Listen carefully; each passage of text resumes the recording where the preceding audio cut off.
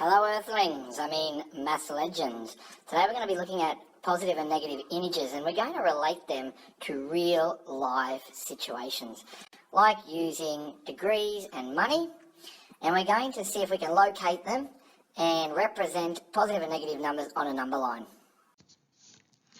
Okay boys, today we're going to look at positive and negative numbers. Now, positive and negative numbers can be used a lot for things like meters above and below sea level, when we're talking about heights of mountains and ground.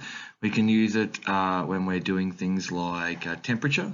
So whether or not, like today, it's going to be 35 degrees, or if you're in the snow or you're in some of the colder parts in the world, it might be minus 20 degrees. And you can also use it like with money. So when you're looking at your bank account, you'd prefer to have a positive number in your bank account than a negative number in your bank account. If you have a negative number in your bank account, it would mean that you owe somebody or owe the bank money. Now, I've already put down this number line for you, gents, and if you have a look, pretty much if you look at the zero, which is in the middle here, here's our zero, any number that goes to the right of zero are positive numbers. Anything that goes to the left of zero are negative numbers. So that pretty much means if you are moving down the number line, so towards the left, your number would be getting smaller. And if you are going up the number line, then your number is getting bigger. Now that actually looks a bit weird, because when you're talking about negative numbers, when you are moving left and your numbers are actually getting smaller, they're actually getting bigger. So we go 1, -1, -2, -3, -4. Looks like they're getting bigger, but they're actually getting smaller because it's getting further away from the zero. What we're going to do here, gents, is we're going to have a look at a number line, and what we're going to do is we're going to, on this number line, look and see if we can mark some numbers. So if we have a look here, and I was to say to you, let's mark where -1 is, and let's mark where positive 2 is. So I'm looking for -2 and positive 2. Now if I'm going to look at my zero, I know that anything that goes to the right is a positive, anything that goes to the left is a negative. So if I start with my first one, -2, here is negatives going to the left, so I'm going to go 1 line, 2 lines, and that would be where my -2 goes, right here. If I'm doing positive, I know positive goes to the right, so I'm going to go +1, +2, just there, +2. Now, some other things that you might be asked is to tell me what the difference is between two numbers, or how many numbers in between. So here's another number line that I've already put at the bottom, so one I prepared earlier.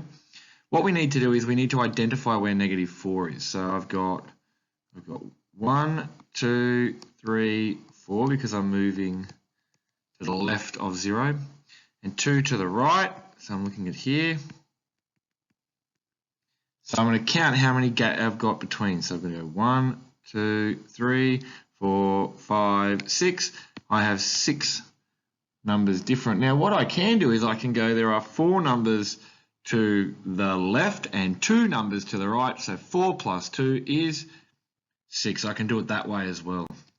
Here's another one.